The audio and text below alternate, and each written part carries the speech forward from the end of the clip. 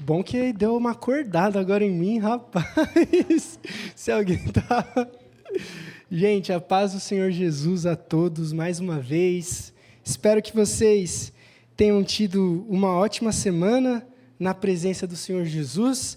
E para quem não teve uma ótima semana, uma semana não tão boa, também a paz do Senhor Jesus, porque esse é o momento em que a presença de Deus poderosamente se manifesta na sua igreja, onde todos os nossos problemas, as nossas chateações e frustrações, que muitas vezes nos assolam durante a semana, por um momento são esquecidas, porque Deus nos reveste de toda a sua capacitação e a sua presença. Então, que nesse momento de culto, de fato, tenhamos os nossos corações enchidos do poder de Deus. E para isso, para a mensagem dessa manhã, eu vou pedir por gentileza, para você abrir a sua Bíblia na carta de Judas. A gente está dando sequência à série que nós começamos em Judas. Então, nós fizemos duas pausas. A primeira pausa foi por conta do culto da Ceia do Senhor, da Santa Ceia, e a segunda pausa foi por causa do culto de ação de graças, da nossa confraternização. Então, por conta desses dois eventos, a gente pausou a nossa série de Judas, mas nós estamos agora continuando a nossa série, e agora a gente vai no nosso penúltimo, entre aspas, episódio, em que tem como título A Diferença entre os Ímpios e entre os Salvos. Para isso, então, vou pedir para você abrir a sua Bíblia na carta de Judas, e você vai lá para o versículo 17, em nome do Senhor Jesus.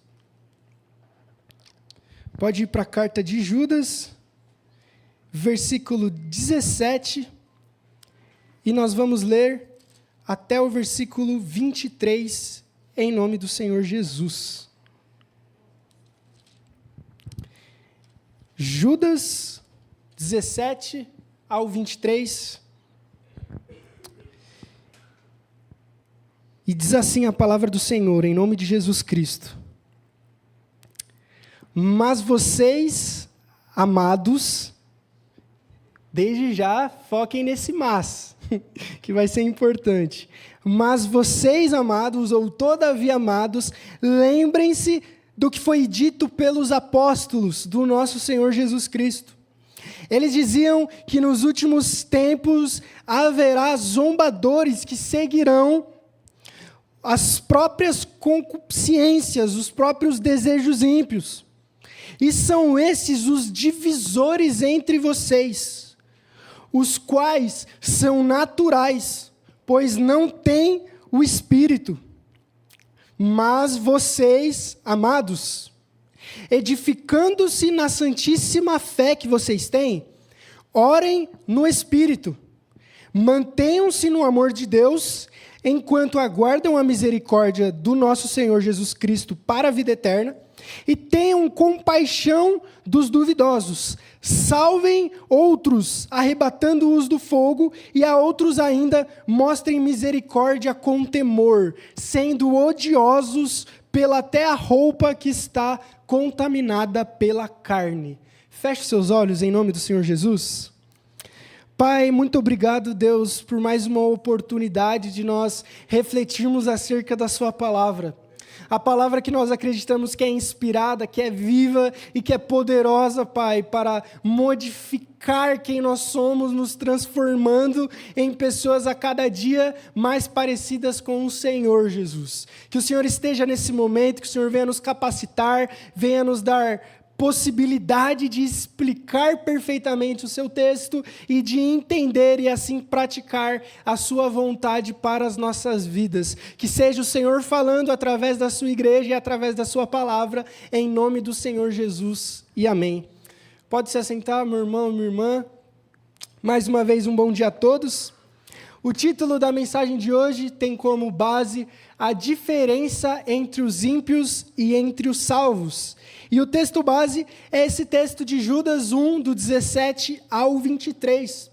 A última mensagem da nossa série, vale relembrar que o pastor Zezinho trouxe, foi a característica dos hereges, dos falsos profetas e o destino deles. Então, Judas, em sua carta, ele gasta bons versículos só falando do juízo de Deus para os falsos profetas e a característica desses falsos profetas, desses hereges, como eles são.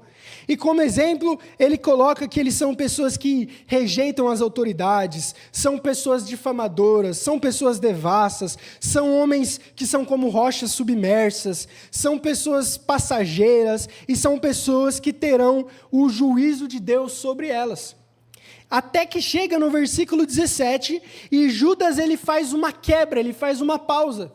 Se ele estava em todos os versículos anteriores explicando como são os hereges e qual é o destino deles, a partir de agora Judas ele vai falar como são os salvos, como são os justos.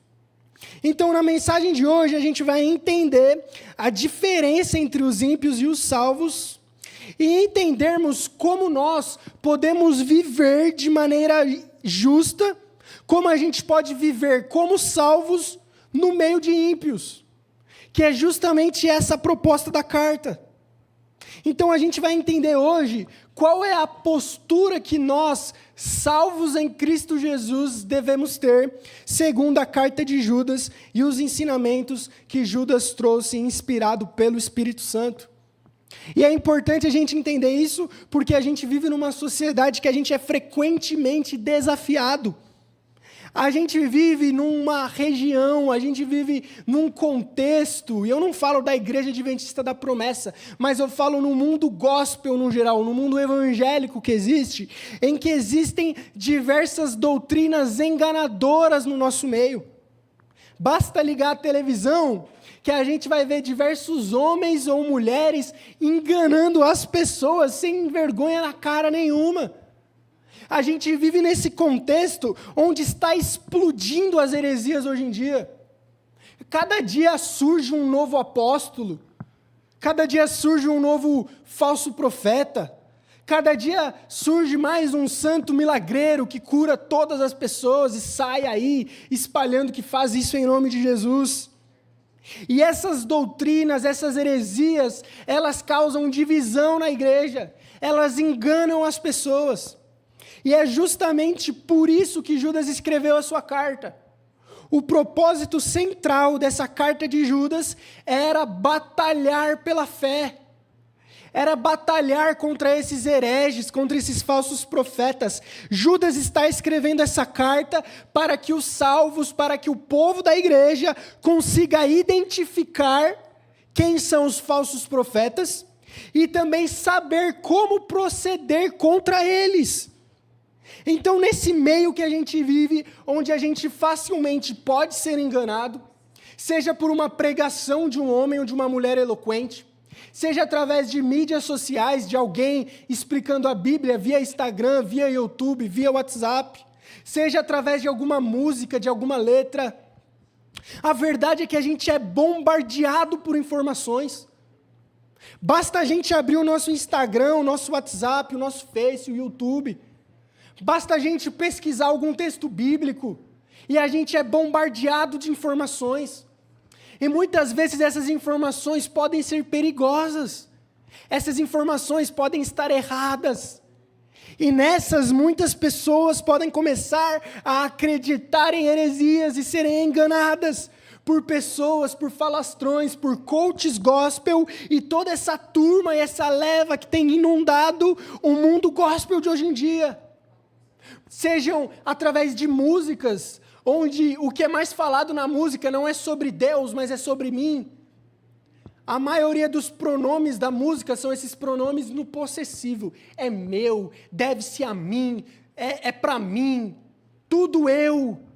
E não só as músicas, como também pregações. É você que vai prosperar, é um Cristo que muda a sua história, é um Deus que só enxerga o seu coração, que entende que você é fraco. E a gente vive nesse evangelho coach, nessas doutrinas enganosas que penetram as igrejas, e Judas, através da sua carta, está nos ensinando a como a gente deve proceder. Como a gente deve ter um contraste, como que a gente deve ser diferente entre esses ímpios, entre esses hereges.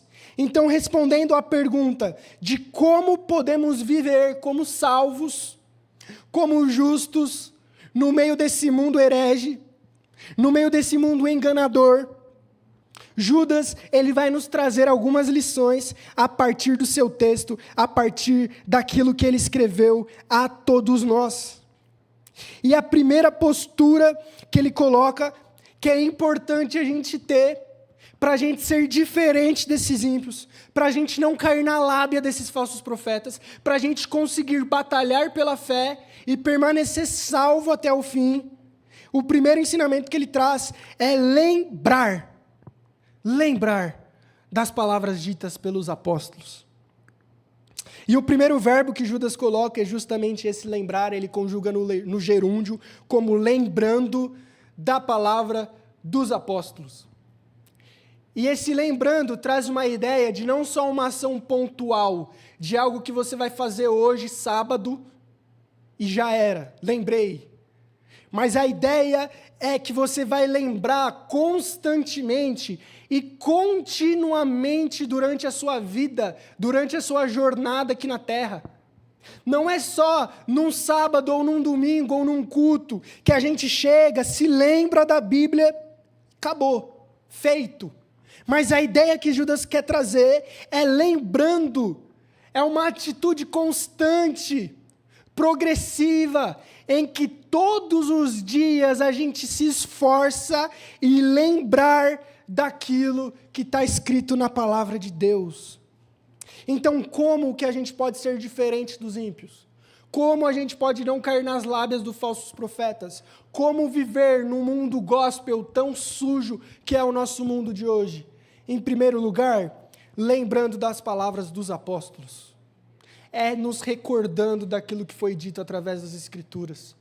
A melhor forma para a gente não cair na conversa fiada de homem e mulher, a melhor forma para a gente não cair em golpe, da gente não cair nessas coisas, é a gente se apegar na Escritura. É a gente se lembrar daquilo que foi dito pelos apóstolos, inspirados pelo Espírito Santo. E é o que diz o texto aqui, lembrando da palavra que foi predita pelos apóstolos do nosso Senhor Jesus Cristo. Lembrem-se do que as Escrituras falaram.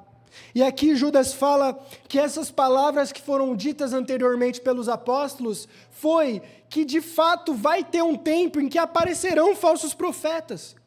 Então o que Judas está querendo dizer? Não se surpreendam. Não se escandalizem.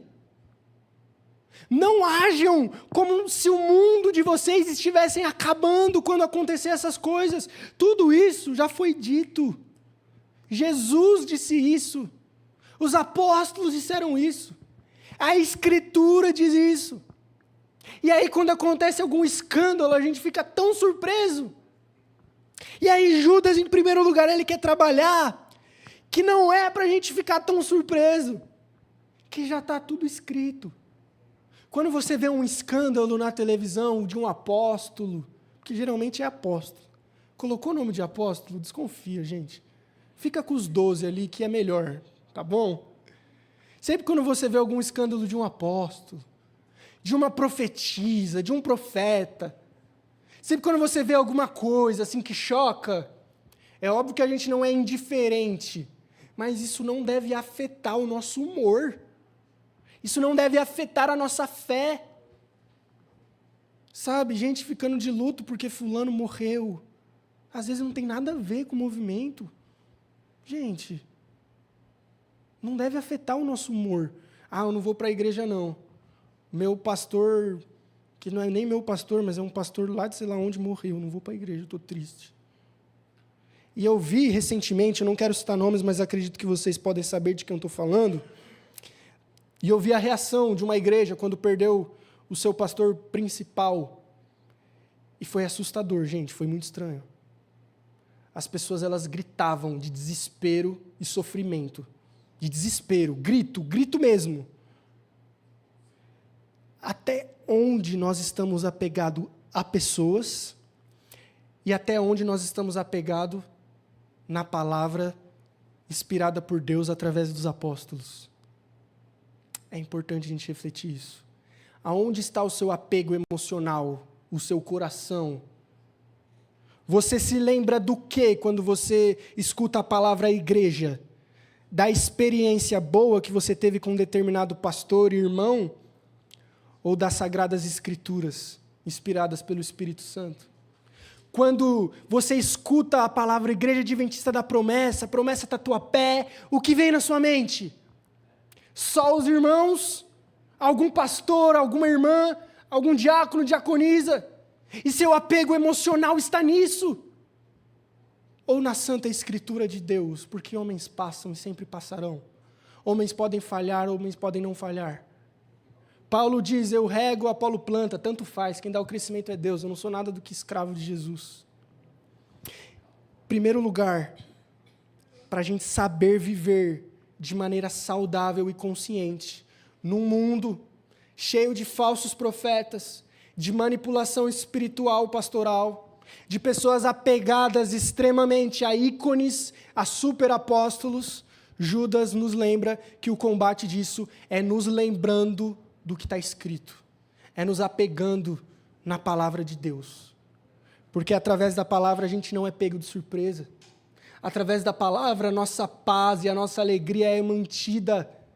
Eu não consigo de verdade imaginar a igreja primitiva se rasgando de luto, de sofrimento e de maluquice, quando viu Estevão martirizado, ou quando Paulo morreu, ou quando qualquer apóstolo foi martirizado.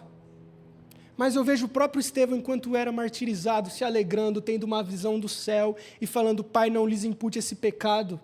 E surpreendentemente, depois da morte do Estevão, a igreja não ficou triste e enlutada, mas pelo contrário, a igreja avançou mais ainda. Onde está o seu coração? Onde está a sua memória? Em que você tem lembrado? Pessoas? Não estou falando que não é importante, mas o primordial que Judas quer nos lembrar é para nós estarmos firmados na palavra dos apóstolos, na Santa Escritura, que já disse que teriam escândalos, que já disse que teriam falsos profetas, que já disse até de tudo como vai ser no final dos tempos. E isso nos traz esperança, paz e firmeza para sermos constantes em todo o tempo e firmes, porque tudo isso já foi dito. E aí nós temos paz e firmeza independente das circunstâncias e continuamos e conseguimos ser diferentes dos ímpios e não cair na ladainha de homens falsos. Em segundo lugar, o segundo verbo que Judas coloca como a maneira que a gente consegue ser diferente dos ímpios e não cair na lábia dos hereges, é se edificando na santíssima fé. Judas trabalha com dois verbos no gerúndio, que é esse ando. Primeiro, que a gente viu, lembrando, continuamente, não é uma ação pontual, um dia só, mas é todos os dias, lembrando do que está escrito. E em segundo lugar, edificando-se na santíssima fé. É a igreja continuamente, todos os cultos, durante toda a sua vida, se edificando mutuamente, um ajudando o outro. E qual que é a base, o fundamento para a gente edificar uns aos outros, para a gente se ajudar, para a gente crescer? E Judas afirma que é na fé santíssima. É a fé que nos une. Judas está tratando na sua carta de hereges que estão distorcendo a fé. E aqui ele vai falar que o que une a igreja é justamente a fé saudável. Em contraste com a fé distorcida, com a fé manchada, com a fé usada de maneira errada por esses hereges mundo afora, a igreja se edifica através da fé.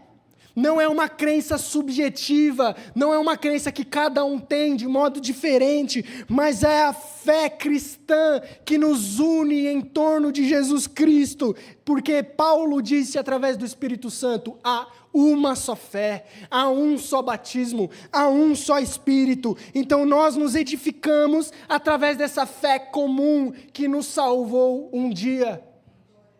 Essa fé em Cristo como Salvador dos nossos pecados, o único que fez aquilo que nós éramos incapazes de fazer, o único que merecia a vida e deu a vida por terríveis pecadores para que sejamos salvos. Essa é a fé. Não é qualquer fé que devemos nos edificar, porque se a gente se edifica em qualquer fé, esse edifício que a gente está construindo junto é um edifício que não sustenta. É um edifício que no dia do juízo será aprovado e desaprovado. Mas é na santíssima fé que devemos nos edificar. É nessa ação contínua de todas as reuniões de culto, a gente professar a mesma fé em Jesus, do mesmo jeito, em uma somente. E um exemplo prático disso, de muitas igrejas que não professam a fé bíblica em Cristo, é que a fé bíblica em Cristo professa que o único homem digno de estar diante de Deus é Jesus Cristo. O único homem que cumpriu a lei foi Jesus Cristo. O único homem que foi aonde nós nunca iríamos, Jesus Cristo. O único homem que é o cumprimento de todas as profecias, Jesus Cristo. O homem a quem a Bíblia inteira aponta, Jesus Cristo. Ele é o cumprimento de tudo. Ele é o princípio, ele é o fim. Toda a fé está sustentada nele, na obra dele e na vida que ele deu a nós. E há igrejas que não sustentam a fé em Cristo, mas sustentam a fé em pessoas. Como se as promessas bíblicas fossem para mim e para você e não fossem falando de Cristo. E aí, eles leem a Bíblia de uma maneira equivocada, como se a Bíblia fosse um livro sobre você. Como se a Bíblia fosse um livro sobre mim. Mas a Bíblia não é um livro sobre você, meu irmão. Não é um livro sobre você, minha irmã, e nem sobre mim. Mas a Bíblia é um livro sobre Cristo, que amou um mundo imperfeito e pecador e deu a vida para que sejamos salvos. E um exemplo disso é muito fácil. Eu vi um pastor falando, um apóstolo falando, que todos nós somos estrelas e devemos brilhar como as estrelas de Hollywood. Porque Abraão viu uma visão onde a descendência dele é como estrelas, então nós somos estrelas. Nós interpretamos a Bíblia muitas vezes que está falando da gente, não está. A única estrela é a estrela da manhã, Jesus Cristo, aquele que nasceu perfeito e desde o nascimento teve os anjos e todos o adorando. Salmo 1, bem-aventurado o ímpio, bem-aventurado o varão que não anda segundo o conselho dos ímpios, nem se assenta à roda dos escarnecedores. Aí a gente bate no peito, esse sou eu. Eu cumpro a escritura, eu não ando no conselho dos ímpios, eu sou aquele que medita na lei do Senhor de dia e de noite. Meu irmão, mentira. Não é você esse justo que não anda segundo o conselho dos ímpios. Na verdade, só teve um, que mesmo no meio dos escarnecedores não se assentou na roda deles. Só teve um que mesmo mediante a todos os conselhos permaneceu fiel. Só teve um que desde o nascimento e até a morte meditou na lei do Senhor dia e noite. E esse alguém é Jesus Cristo. A Bíblia aponta para Cristo. A fé que nos edifica é a fé em Cristo, em que Ele é o Todo-Poderoso e nós somos pecadores dependentes dEle. Então, nós somos edificados e nos unimos quando todos nós reconhecemos as nossas incapacidades e imperfeições e em Cristo olhamos como a solução da nossa vida, porque nós não somos mais obrigados a viver escravizados dos nossos pecados, mas a vida de Jesus nos trouxe uma nova vida liberta dEle, e é essa fé em Cristo que nos une. É assim que nós nos edificamos na Santíssima Fé. E eu quero concluir com 3 últimos verbos que Judas usa de como a gente se permanece diferente e como a gente não cai na lábia dos hereges. E são 3 verbos no imperativo, ou seja, são 3 ordens. Se primeiro tem 2 verbos, que é lembrando e se edificando de uma ação contínua que a gente tem que fazer, agora Judas dá 3 ordens através de 3 verbos que a gente leu.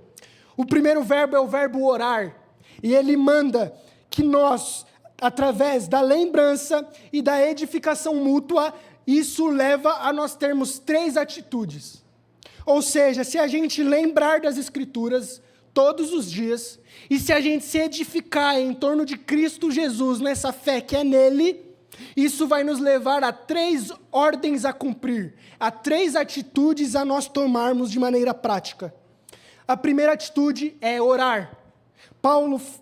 Judas fala no versículo 20, orai no Espírito Santo. Então, a partir do momento que a gente lembra da Escritura e a gente se edifica na fé, nós somos levados a orarmos. Mas não é orar de qualquer jeito, mas é orar no Espírito. E qual que é a ideia disso? A ideia é que nós oramos não por causa de nós mesmos, mas nós estamos orando guiados pelo Espírito Santo. Não estamos orando para Deus realizar os nossos desejos, mas estamos orando guiados pelos desejos de Deus. Essa é a ideia da oração no Espírito. A oração não é algo mecânico, mas é algo alinhado à vontade de Deus. Oração no Espírito não é eu fechar os olhos e ficar gritando, eu repreendo, eu quero isso, eu quero aquilo, desata isso e faz aquilo. Mas oração no Espírito é eu ser guiado à vontade dEle, é entender o que Ele quer, é reconhecer a minha dependência dEle, de que sem Ele nem orar eu sei, e de que não é as minhas vontades que devem ser feitas. E eu não oro olhando um Deus que está no trono, de braço cruzado, esperando que eu faça alguma coisa para Ele descruzar os braços, mas eu olho um Deus que já está fazendo uma missão no mundo, desde Gênesis, e na minha oração é, Deus, eu quero participar com o Senhor dessa missão, usa-me. Isso é orar no Espírito, essa é a ordem de como devemos orar, para nós não cairmos em heresias e estarmos firmes, diferentes dos ímpios. A segunda ordem é a gente se guardar no amor de Deus. Essa guarda tem um sentido de vigilância ativa. Esse verbo era usado para, por exemplo, vigilantes que ficavam no topo das torres lá, verificando se iria chegar algum inimigo. Então, essa se guardem no amor tem uma ideia que expressa que é no amor de Deus que estamos seguros e no amor de Deus que devemos permanecer. É uma guarda ativa, é permanecendo sempre nisso. É um esforço em viver no amor de Deus. Um esforço em viver se guardando nesse amor. Enquanto muitos na igreja se esforçam por divisões, por rachas, por realizar as vontades, por cada ministério puxar para um lado, enquanto muitos se esforçam por desunião, enquanto os hereges se esforçam para espalhar mentiras, Judas fala, os salvos não. Os salvos se esforçam para se guardarem, para se manterem, para se esforçarem nisso, no amor de Deus. Na união que esse amor de Deus traz. Como nós temos nos guardado? Onde nós temos permanecido? Será que é nas nossas vontades, desejos, sonhos, realizações? No pecado? No que a gente quer? Ou no amor de Deus? Guardados e mantidos nele e na vontade dele. E a terceira e última ordem que Judas traz é tenham misericórdia. E eu achei essa parte muito engraçada, porque durante toda a carta de Judas, Judas mostrou Deus executando o juízo dele severo contra os ímpios. Mas no final ele fala para a gente ter misericórdia. Judas não está se contradizendo. O que Judas quer dizer? Vocês têm que distinguir quem é que merece misericórdia, entre aspas, em quem não. A esses hereges, Judas fala, se afastem, nem conversem. Paulo, na sua carta, fala, aqueles que se dizem crentes, mas continuam no pecado, eu não quero nem que vocês comam junto, nem sentem do lado. Então, Judas está falando, vocês têm que ter clareza sobre quem vocês devem se esforçar para ter misericórdia, e quem, como Paulo fez, vocês têm que entregar para Satanás. E aí a última ordem é tenham misericórdia. Em primeiro lugar nesse sentido, e em segundo lugar, porque o juízo pertence a Deus e não a nós. Quem julga e quem pune todos os ímpios, todos os hereges, todas as cidades erradas durante a carta de Judas, é Deus, não somos nós. O nosso papel é oferecer misericórdia às pessoas. É oferecer misericórdia. E ele fala sobre 3 tipos de pessoas que devemos exercer misericórdias. Em primeiro lugar, tenham misericórdia aos duvidosos ou aos que duvidam. Muitas vezes a gente é muito impaciente, e eu falo isso por mim. Às vezes a gente tem muita pressa de tacar logo conteúdo, de você entender logo tudo, e aí você às vezes está meio na dúvida, está nesse sentimento de não sei. Tenham misericórdia desses. Tenham calma e paciência para explicar a Bíblia, para aguentar o irmão que é novo na fé. E muitas vezes a gente quer jogar os 66 livros, os 31 pontos, goela abaixo de uma vez para o cara que acabou de vir do mundo. Calma. Tenham misericórdia com os questionamentos, com as dúvidas. E muitas vezes eu vejo que na igreja o ambiente mais desafiador para um não crente é a escola bíblica tradicional pela manhã. Porque se puder tem até tapa. Não tem nada de misericórdia. É óbvio que é um ambiente de ensino, de discussão, mas Judas nos ensina que nos edificarmos no amor e nos lembrarmos das palavras dos apóstolos nos leva a orar, nos leva a nos guardarmos no amor de Deus e, em terceiro e último lugar, a demonstrarmos misericórdia, a sermos pessoas misericórdias, em primeiro lugar, com os que duvidam, demonstrando paciência a eles. Em segundo lugar, aos que estão no fogo, e aqui eles estão falando dos ímpios, daqueles que estão perdidos no mundo. Meu irmão, muitas vezes a gente tem uma atitude extremamente equivocada, que é esperar a conduta de salvo em ímpio. Sabe quando o ímpio, sabe quando o não crente vai ter uma conduta de salvo pela graça? Nunca. Então por que que a gente ainda espera, por que que a gente ainda se revolta quando um ímpio é ímpio? Você acha que o ímpio vai ser o quê? Você acha que a Rede Globo vai fazer o quê? Você acha que o fulano, ciclano vai fazer o quê? Você acha que o sistema mundano, Hollywood, vai fazer o quê? Vai começar a falar de Jesus, que Jesus é o único caminho? Não vai, gente, nunca vai. O ímpio vai ser ímpio. E aí a gente coloca uma carga nos ímpios, esperando que antes de serem salvos, eles tenham conduta de salvos. Gente, isso não é lógico. A gente só tem conduta de salvo porque a gente foi salvo por essa graça, tem o Espírito em nós. Alguém que não tem, não vai ter. Não adianta a gente olhar para o político tal, para o fulano, para o ciclano. Nossa, esse cara é óbvio que ele é assim, ele não tem Cristo. Tenham misericórdia dos que estão no fogo. Tenham misericórdia dos ímpios. Eles estão cegos. Efésios fala que eles estão mortos nos seus pecados, mortos espiritualmente, condenados à morte. O nosso papel é ter misericórdia com os que estão no fogo. E aí eles falam, arrebatando-os pela mão do fogo e os salvando. Essa ideia é como um resgate de um bombeiro no meio do fogo. O bombeiro ele não vai com delicadezazinha tirando a madeira de um lado, ele chega arrombando a porta para salvar a pessoa. E Judas está usando o mesmo elemento aqui, a mesma ideia de que nós devemos resgatar com urgência as pessoas. Há milhões de pessoas nessa cidade, nesse bairro.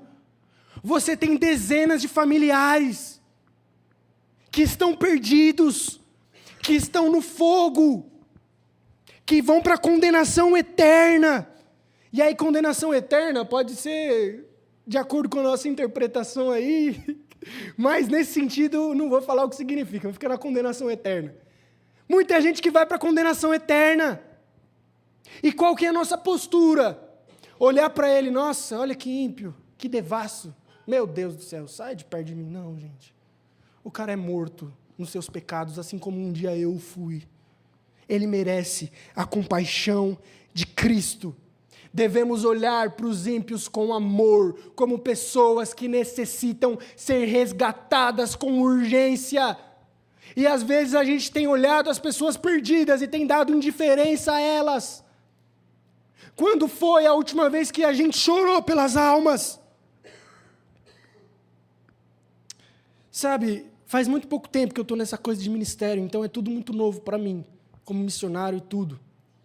Mas eu posso falar que nesse pouco tempo, a maioria das vezes que as pessoas me chamam para ter alguma ideia, para perguntar, e eu não estou falando aqui é muito recente, experiências passadas. A maioria das vezes é algum problema que ela está passando, ou alguma dúvida que ela tem. E aí ela quer sanar a dúvida ou parar com o problema. Sabe quantas vezes eu encontrei alguém que fala, Gustavo, eu estou com uma dor no peito. O que foi, meu filho? Tem muita gente perdida. O que a gente vai fazer para salvar esse bairro? Quantas vezes, às vezes, a gente que está na liderança escuta irmãos e irmãs chegarem chorando pelas almas. Pastor, eu preciso salvar essa cidade. Pastor, eu preciso salvar os meus parentes. Pastor, eu preciso salvar os meus amigos. Pastor, o que a igreja pode fazer para salvar mais gente? O que a gente pode fazer aqui como igreja, como ministério, como grupo de louvor, como pregação, como ensino, para a gente salvar as pessoas? Raro um pastor receber essas perguntas. Raro o pastor receber essas pessoas. Eu conto nos dedos às vezes. É um irmão e uma irmã, às vezes, que chega com essas vontades. A maioria é, pastor, meu casamento está acabando. Pastor, eu estou com problema. Pastor, eu estou com dúvida. Eu não estou falando que isso é errado. Mas Judas nos chama a uma postura, termos misericórdia nesse resgate urgente aos perdidos. E, em terceiro lugar, é exercendo misericórdia com temor. É exercendo misericórdia com os ímpios, mas sem se misturar com eles.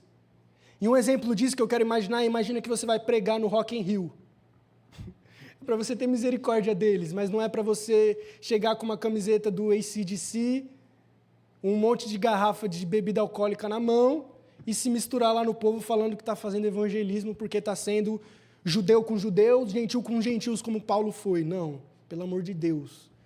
E aí Judas encerra o seu texto falando, demonstrando temor, exercendo essa misericórdia com temor, mas odiando até a roupa que é contaminada pela carne.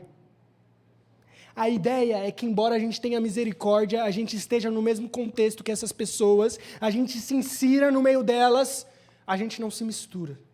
A gente permanece igual. A gente permanece em santidade. Nós somos quem influencia e não os influenciados. E eu quero concluir dizendo que Judas nos apresenta duas realidades constantes na sua carta. A primeira são os ímpios que estão sendo destinados ao juízo. E a segunda são os salvos que vão ser salvos. Existem dois públicos na igreja, apenas dois. E só existem dois públicos no mundo. Os ímpios que vão para o juízo e os salvos que vão para a vida eterna. Eu não quero perguntar e ser muito demagogo e falar de que lado você está e te dar um medo. Mas eu quero que você reflita sobre este mundo que tem esses dois públicos. E o que você tem feito pelo outro público, que está destinado ao juízo. Nós somos chamados a ser diferentes deles, mas mesmo com toda a diferença e sendo diferente desses hereges, nós devemos exercer misericórdia a eles. Judas começa a sua carta falando que tudo que ele está escrevendo é os chamados por Deus, que são amados e guardados. E ele está concluindo agora essa carta, e semana que vem a última pregação, de novo falando aos chamados e aos guardados por Deus. E ele começou com aquela conjunção adversativa que eu falei para a gente prestar atenção, o mas, constatando. Enquanto os ímpios e os hereges são de um jeito, vocês que são chamados e guardados são de outros. São pessoas que, recapitulando e concluindo, lembram, passam a vida lembrando do que está escrito, se edificam na fé, e essas duas atitudes, de se lembrar e se edificar na fé, nos leva a 3 ordens a nós termos: orar, se guardar no amor e exercer misericórdia uns com os outros. Tudo isso aponta, é óbvio, para a obra de Cristo, como aquele que perfeitamente orou, aquele que em toda a vida permaneceu guardado no amor do Pai, e aquele que até o último momento exerceu misericórdia até para os ladrões na cruz e até para os soldados que zombaram dele. Como ser como Judas está falando?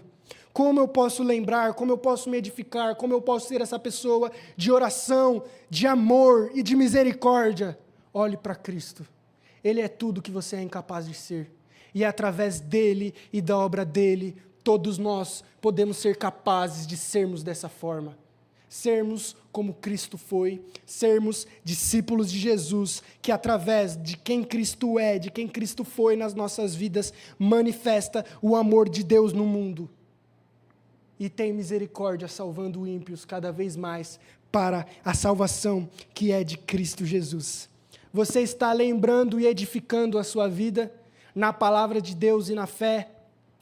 Você tem orado, se guardado no amor e exercido misericórdia? Que a gente possa mais uma vez olhar para Cristo como aquele que é suficiente para preencher as nossas incapacidades e mais uma vez sermos recarregados e abastecidos pela capacitação que o Espírito nos traz para vivermos como Ele nos manda. E assim, meus irmãos, nós impactaremos o mundo. Eu não falo isso como um coach que quer que a igreja vibre e fala, vou mudar o mundo. O mundo vai ser no maligno para sempre. Mas a gente pode mudar um pouco esse jogo. A gente pode ser uma igreja ativa no nosso bairro. A gente pode ser crentes ativos no nosso emprego. A gente pode ser pessoas ativas nos nossos estudos. Podemos ser pessoas como Cristo quer que sejamos. Como isso? Assuma a dependência de Cristo e chame Ele para capacitar você na sua vida. Vamos ficar de pé, vamos orar em nome do Senhor Jesus? Feche seus olhos. Senhor nosso Deus, muito obrigado por tudo aquilo que o Senhor nos ensinou através da sua palavra. Nós oramos para que o Senhor venha quebrantar os nossos corações. Nós confessamos que nós somos incapazes, nós somos pecadores e pedimos perdão. Porque muitas vezes nós somos muito fácil de esquecer das coisas. E muitas vezes deixamos de nos edificar, deixamos de orar como o Senhor quer que a gente ore, deixamos de nos guardar no amor e muitas vezes deixamos de ser misericordiosos. Mas hoje nós olhando para Cristo, olhando para a sua santa palavra, nós acreditamos que o Senhor na cruz o Senhor crucificou a nossa natureza complicada. Na cruz o Senhor nos deu uma nova vida que é capaz de seguir tudo isso, uma nova vida que cheia do Espírito Santo, faz a vontade de Deus e manifesta o caráter de Deus no mundo. Usa as nossas vidas para sermos homens e mulheres que aonde estão inseridos, nos seus contextos, manifestam a glória de Deus. Usa-nos, Jesus. Faça a distinção de nós e dos ímpios e não deixe que a gente caia na lábia de hereges e de falsos pastores e mestres, mas que nos lembrando, edificando, orando, mantendo-se em amor e exercendo misericórdia, a gente permaneça no Senhor até o último dia. É isso que nós oramos. Amém. Vamos louvar, meus irmãos.